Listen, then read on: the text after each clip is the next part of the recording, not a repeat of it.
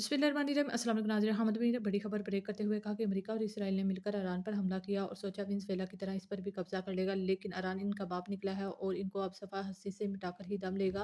America और Israel ने सोचा कि अरब ममालिक इनकी मदद करेंगे, लेकिन अरब ममालिक तो खुद छुप रहे हैं और पाकिस्तान से मदद मांग रहे हैं। पाकिस्तान ने भी हाथ खड़े कर दिए हैं। तो गाइस, आज की ये वीडियो काफ़ी ज़्यादा अहम होने वाली है। वीडियो देखने के बाद इस पर डिटेल से बात करते हैं। इसराइल और अमेरिका ने ईरान पर जो हमला किया था उसका मकसद ये बताया गया था कि ईरान के एटमी हथियार ख़त्म करने हैं और वहाँ पे रजीम चेंज करनी है।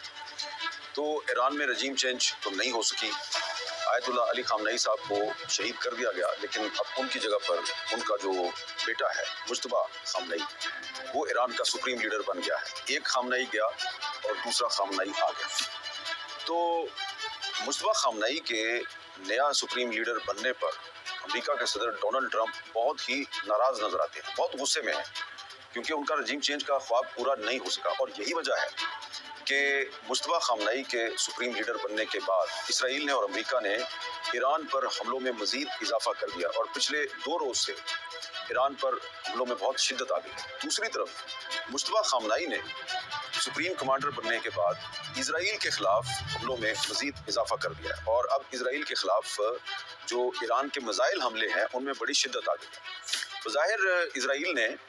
जो अपना नुकसान है उसको छुपाने के लिए मीडिया पर सेंसरशिप लगा रखी है और जो इजरायली मीडिया है उसको ये इजाज़त नहीं कि वो तेल अवीव और इसराइल के दीगर शहरों में ईरानी मिसाइल हमलों से होने वाला जो नुकसान है उसको दिखाए, उसको उजागर करे। लेकिन इसके बावजूद बहुत सी ऐसी वीडियोस और ऐसे विजुअल्स जो हैं वो अब अवेलेबल हैं सोशल मीडिया पर भी और इंटरनेशनल मीडिया पर भी, जिससे पता चलता है कि ईरान के जो मिसाइल हमले हैं उन्होंने इजराइल को बहुत ज़्यादा नुकसान पहुंचाया। अब ये जंग जो है ये लंबी होती जा रही है और ऐसा लगता है कि ईरान चाहता है कि जंग लंबी हो जाए, जबकि नेतन्याहू और डोनाल्ड ट्रंप ये चाहते हैं कि ये जंग जल्द अज जल्द ख़त्म हो जाए, ये जितनी मुख्तसर हो सकती है वो हो। तो यहाँ पर ऐसा लगता है कि जो डोनाल्ड ट्रंप की कैलकुलेशन है, उनके जो अंदाजे हैं वो गलत साबित हुए हैं। उन्होंने ईरान को वेनेज़ुएला समझ लिया था। उनका ख्याल था कि हम अपने छापामार दस्ते जो हैं वो वेनेज़ुएला में हमने उतारे, उनका प्रेसिडेंट गिरफ्तार किया, उसको हम न्यूयॉर्क ले गए और वेनेज़ुएला में रजीम चेंज हो गया, तो ऐसा ही ईरान में भी होगा। और उन्होंने अपने जो हमलों का आगाज़ है उसमें ही उन्होंने आयतुल्लाह अली खामनई को शहीद कर दिया। उनका ख्याल था कि अब अली खामनई की शहादत के बाद पूरे ईरान में लोग सड़कों पर निकल आएंगे और एक रजीम चेंज के लिए तहरीक शुरू हो जाएगी। ऐसा नहीं हो सका और ईरान जो है उसने न सिर्फ इसराइल पर और अमेरिका के जो इत्तेहादी खलीजी ममालिक हैं उन पर हमले किए, बल्कि उसने जो स्ट्रेट ऑफ हुर्मुज है, अपनाए हुर्मुज, उसको भी ब्लॉक कर दिया है। वहाँ पर भी उसने हमले शुरू कर दिए, जिसकी वजह से पूरी दुनिया में तेल का एक बहरान पैदा हो गया और उसके असरात पाकिस्तान समेत दुनिया के मुख्तलिफ ममालिक में आपको नजर आ रहे हैं। तेल की कीमतों में बहुत ज़्यादा इजाफा हो गया है, गैस की कीमतों में बहुत ज़्यादा इजाफा हो गया है, महंगाई जो है वो बढ़ती जा रही है। और ये सिर्फ पाकिस्तान में नहीं, ये सिर्फ इंडिया में और बांग्लादेश में नहीं है, ये पूरी दुनिया में इसके असरात मुरतब हो रहे हैं। और सबसे ज़्यादा नुकसान जो इस वक्त नज़र आ रहा है वो गल्फ स्टेट्स का है, खलीजी रियासतों का है, जहाँ पर अमेरिका के फ़ौजी अड्डे हैं और ईरान ने इन फ़ौजी अड्डों पर भी बहुत बड़े बड़े हमले किए हैं। ख़ास तौर पे जो कुवैत और बहरीन में जो अमेरिका के फ़ौजी अड्डे थे वहाँ पर बहुत ज़्यादा हमले कर दिए। ईरान की कोशिश है कि जंग लंबी हो जाए, अमेरिका और इसराइल की कोशिश है कि जंग ज़्यादा लंबी ना हो। अब अमेरिका की स्ट्रेटजी ये नज़र आ रही है कि जहाँ जहाँ से ईरान अपने मिसाइल फायर करता है, जो लॉन्चिंग एरियाज हैं, वह उनको टारगेट किया जा रहा है। और इसराइल की और अमेरिका की कोशिश है कि ईरान के जो मिसाइल चलाने की जो सलाहियत है इसको मिनिमाइज़ किया जाए और इसको ख़त्म कर दिया जाए, जबकि ईरान जो है वो ये कोशिश कर रहा है कि वो जितना भी इसराइल का नुकसान कर सकता है वो करे। अब सवाल ये पैदा होता है कि ईरान कितने अरसे तक इसराइल और अमेरिका के हमलों को बर्दाश्त करेगा, क्योंकि अब तो तेहरान समेत ईरान के जो बहुत से जो शहर हैं वहाँ पर जो बिजली की तरसील का निज़ाम है, जो इलेक्ट्रिसिटी की ट्रांसमिशन का जो निज़ाम है वो बहुत ज़्यादा मुतासर हुआ है और बहुत से इलाके जो हैं वहाँ पर अब काफ़ी घंटों से, बल्कि कई दिनों से वहाँ पर बिजली नहीं है और रात को वहाँ पे अंधेरा हो जाता है। तो इस सूरत हाल में ईरान जो है वो कितने अरसे तक ये जंग जारी रखेगा? तो यहाँ पर ये जो सवाल है इसका अगर हम जवाब तलाश करते हैं और हम ईरानी मीडिया और ईरान में जो सोर्सेज मौजूद हैं उनसे जब हम बात करते हैं तो वही हमें बताते हैं کہ آیت اللہ علی خامنئی کے بعد ان کے برخوردار مجتبیٰ خامنئی صاحب جو ہیں ان کو سپریم لیڈر بنا کے ایران کی جو حکومت ہے اور جو ذمہ دار ہیں انہوں نے امریکہ کو یہ پیغام دیا ہے کہ آپ کی جو رجیم چینج کا خواب ہے اسے ہم پورا نہیں ہونے دیں گے اور ہم آپ کے خلاف مزاحمت کریں گے اور ہم ایک لمبی جنگ کریں گے۔ اب اگر امریکہ جو ہے وہ اس جنگ میں مزید شدت لاتا ہے اور زیادہ تباہی پھیلانے والے بم استعمال کرتا ہے اور ایران میں عورتوں اور بچوں کو بھی قتل کر دیا جاتا ہے اور ایران کی جو میزائل چلانے کی صلاحیت ہے اس کو مکمل طور پہ ختم کر دیا جاتا ہے، تو پھر کیا ہوگا؟ کیونکہ ٹرمپ کا دعویٰ ہے کہ ہم نے ایران کی نیوی کو بھی ختم کر دیا ہے، ہم نے ایران کی ایئر فورس کو بھی ختم کر دیا، لیکن ایران کے جو میزائل چلانے کا نظام ہے وہ ابھی تک انٹیکٹ ہے۔ تو یہ بھی اگر ایران کی جو میزائل چلانے کی صلاحیت ہے یہ بھی اگر ختم ہو جاتی ہے، اس کے بعد کیا ہوگا؟ کیا اس کے بعد امریکہ یہ جنگ جیت جائے گا؟ تو جو ایران میں موجود سورسز ہیں وہ ہمیں یہ بتا رہے ہیں کہ ایران کے جو پاسداران انقلاب ہیں اور جو ایران کی جو سیکورٹی فورسز ہیں انہوں نے ایک طویل چھاپہ مار جنگ کا بھی منصوبہ بنا رکھا ہے اور چھوٹے ہتھیار جن میں کہ راکٹ لانچرز بھی شامل ہیں اور مشین گنیں شامل ہیں، اس طرح کے جو ہتھیار ہیں وہ انہوں نے ایران کے طول و عرض میں پھیلا دیے ہیں۔ اور اگر ایران کی جو میزائل چلانے کی صلاحیت ہے وہ ختم ہو جاتی ہے اور ایران کی حکومت ڈس فنکشنل ہو جاتی ہے تو اس کے بعد ایران کے جو حکومت میں شامل لوگ ہیں بشمول صدر پزشکیان کے اور ان کے جو نیشنل سیکورٹی ایڈوائزر ہیں علی لاریجانی، ان میں جتنی بھی اہم شخصیات ہیں یہ چھاپہ مار جنگ کا حصہ بن جائیں گے اور یہ امریکہ اور اسرائیل کے خلاف ایک چھاپہ مار جنگ شروع کر دیں گے۔ تو کیا پھر الٹیمیٹلی امریکہ کو ایران میں رجیم چینج کے لیے یا پھر وہاں پر اپنی مرضی کی حکومت انسٹال کرنے کے لیے اس کو وہاں پر مسلط کرنے کے لیے کیا اپنے گراؤنڈ ٹروپس جو ہیں ان کو وہاں پہ بھیجنا پڑے گا؟ کیا امریکی فوج خود ایران کی سرزمین پر جائے گی؟ یہ ایک سوال ہے جو بڑا اہم ہے اور ایسا لگتا ہے کہ جو ایرانی حکومت ہے وہ الٹیمیٹلی اس نے جو ایک حکمت عملی بنائی ہے وہ یہ ہے کہ جس طرح امریکہ جو ہے وہ ویتنام میں گیا اور پھر ویتنام میں اس کو شکست ہوئی، امریکہ افغانستان میں گیا اور افغانستان میں اس کو شکست ہوئی، چھاپہ مار جنگ کے ذریعے امریکہ کو شکست ہوئی۔ تو ان کی یہ کوشش ہے کہ اگر ہماری جو میزائل چلانے کی صلاحیت ہے اگر اس کو تباہ کر دیا جاتا ہے تو اس کے بعد ہم ایک طویل چھاپہ مار جنگ جو ہے اس میں امریکہ کو الجھائیں گے اور اس جنگ کو لمبا کریں گے اور اس کے نتیجے میں امریکہ جو ہے اس کو اپنے گراؤنڈ ٹروپس ایران میں اتارنے پڑیں گے اور جب امریکہ کے گراؤنڈ ٹروپس ایران میں آ جائیں گے تو اس کے بعد پھر وہی ہوگا کہ جو آپ افغانستان میں دیکھتے رہے ہیں، جو آپ عراق میں دیکھتے رہے ہیں کہ پھر وہ خود کش حملے جو ہیں وہی ایک بڑا ہتھیار بن جاتے ہیں، میزائل کا متبادل جو ہے وہ خود کش حملے ہو جاتے ہیں۔ لگتا یہ ہے کہ اگر اس جنگ میں کسی نے میڈیشن کی کوشش نہ کی، فوری طور پہ کسی نے ثالثی کی کوشش نہ کی تو یہ جنگ لمبی ہو جائے گی اور جنگ لمبی کرنے کا فائدہ جو ہے وہ ایران کو ہے اور اس کا نقصان جو ہے وہ سراسر امریکہ کو ہے، کیونکہ امریکہ جو ہے اس جنگ کے جو معاشی اثرات ہیں اس کی وجہ سے وہاں پر آپ کو پتہ ہے کہ کافی ریاکشن بھی ہے اس جنگ کی، امریکہ میں بہت زیادہ حمایت نہیں کی جا رہی، امریکی کانگریس کے اندر بھی اس کی بڑی مخالفت کی جا رہی ہے۔ تو اب لوگ پوری دنیا میں انتظار کر رہے ہیں کہ کون ہے جو کہ امریکہ اور ایران کے درمیان ثالثی کے لیے کوئی کردار ادا کر سکتا ہے۔ اس سلسلے میں دو ملک ہیں جن کی طرف دیکھا جا رہا ہے، ایک تو روس ہے اور دوسرا چین ہے۔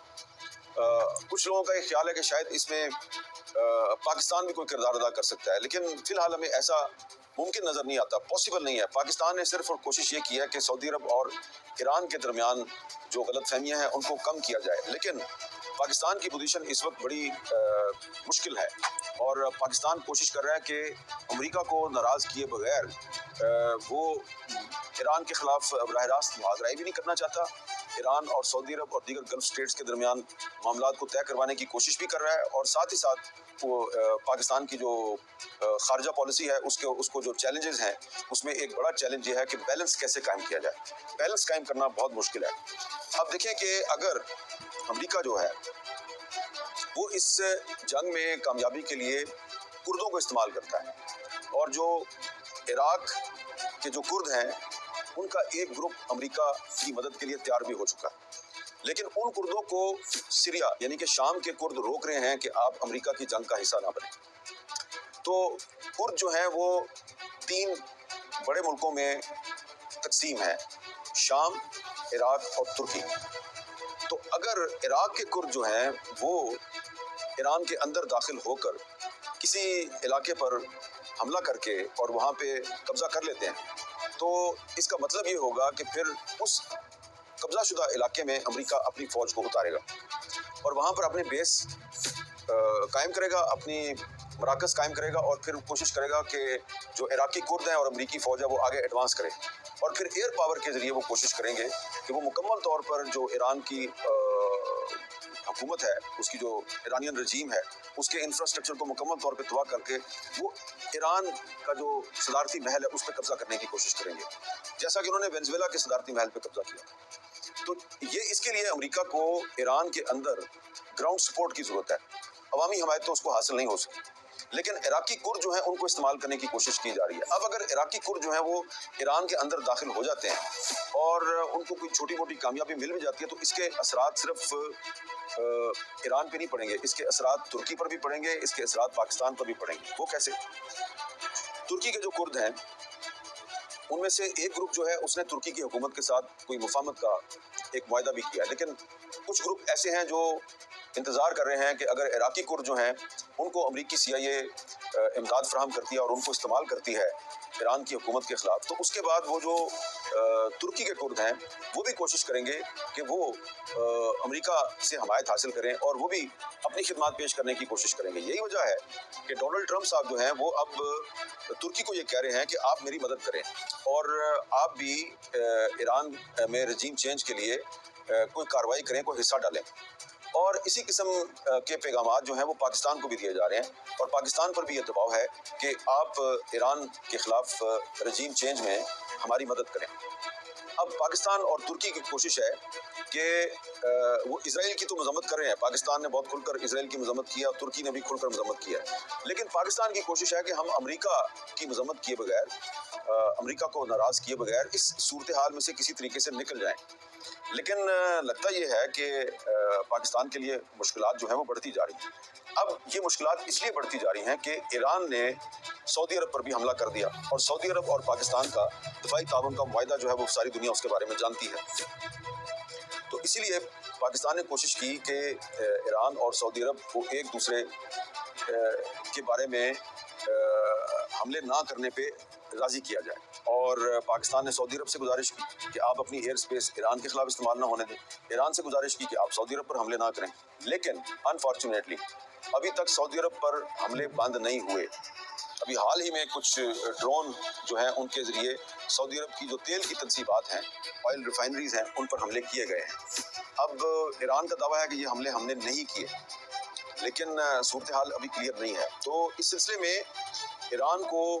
ये यकीन दिलाना होगा कि वो सऊदी अरब पर मजीद हमले नहीं करेगा, क्योंकि अगर ईरान की तरफ से सऊदी अरब पर हमले बंद ना किए गए और सऊदी अरब ने अपनी एयर स्पेस भी इस्तेमाल करने की इजाज़त नहीं दी, तो सऊदी अरब का मौक़िफ़ ये है कि अब हम अपनी एयर स्पेस इस्तेमाल करने की इजाज़त नहीं दे रहे। तो अगर इसके बावजूद ईरान की तरफ से हमले बंद ना हुए तो फिर पाकिस्तान के लिए बड़ी मुश्किल हो जाएगी। ये बड़ी इस वक्त एक ट्रिकी सिचुएशन है। तो पाकिस्तान जो है एक तरफ तो उस पर एक मुआशी दबाव आया है इस जंग की वजह से। पाकिस्तान में पेट्रोल की कीमतें बढ़ गई हैं, गैस की कीमतें जो है वो उनमें इजाफा हो रहा है, महंगाई का तूफान आ गया और दूसरी तरफ पाकिस्तान को बहुत से सफारती और सियासी चैलेंजेस का सामना है और सबसे बड़ा चैलेंज ये है कि कतर भी पाकिस्तान का दोस्त है, UAE का भी दावा है कि वो भी पाकिस्तान का दोस्त है, कुवैत भी पाकिस्तान का दोस्त है और ओमान भी पाकिस्तान का दोस्त है। तो अगर ईरान जो है वो इन तमाम ममालिक पर हमले करेगा और इन ममालिक की एयर स्पेस ईरान के खिलाफ इस्तेमाल होती रहेगी, तो फिर ये जंग जो है ये जल्दी ख़त्म होती हुई नज़र नहीं आ रही है, लंबी हो जाएगी और ऐसी सूरत में पाकिस्तान और तुर्की समेत इस खित्ते के जो बहुत से ममालिक हैं उनके लिए बहुत ही एक मुश्किल सूरत हाल कायम रहेगी। तो गाइस आप लोगों ने देखा कि हमद बिन ने बड़ी खबर ब्रेक करते हुए कहा कि जो ममालिक अमेरिका और इसराइल का साथ दे रहे हैं, ईरान उन पर भी हमला कर रहा है। अगर अमेरिका और इसराइल बाज ना आए तो फिर इनको सफ़ा हस्ती से मिटाकर ही ईरान दम लेगा, क्योंकि इन लोगों ने सोचा था कि ये ईरान पर कब्जा कर लेंगे, लेकिन ईरान इनका बाप निकला है और इनको ऐसा मज़ा चखाया है कि अब इनको सफ़ा हस्ती से मिटाने का वक्त आ चुका है। ये अरब ममालिक से मदद मांग रहे हैं। अरब ममालिक जो हैं वो इस टाइम इतना ज़्यादा शशोपन में हैं, वो तो खुद अपनी मदद नहीं कर पा रहे, वो अमेरिका और इसराइल के क्या मदद करेंगे। इसलिए अब इन सब अरब ममालिक ने भी हाथ खड़े कर दिए हैं। तो गाइस आपको ये वीडियो कैसी लगी है, वीडियो को कमेंट बॉक्स में अपनी राय का इज़हार ज़रूर किया करें। वीडियो को लाइक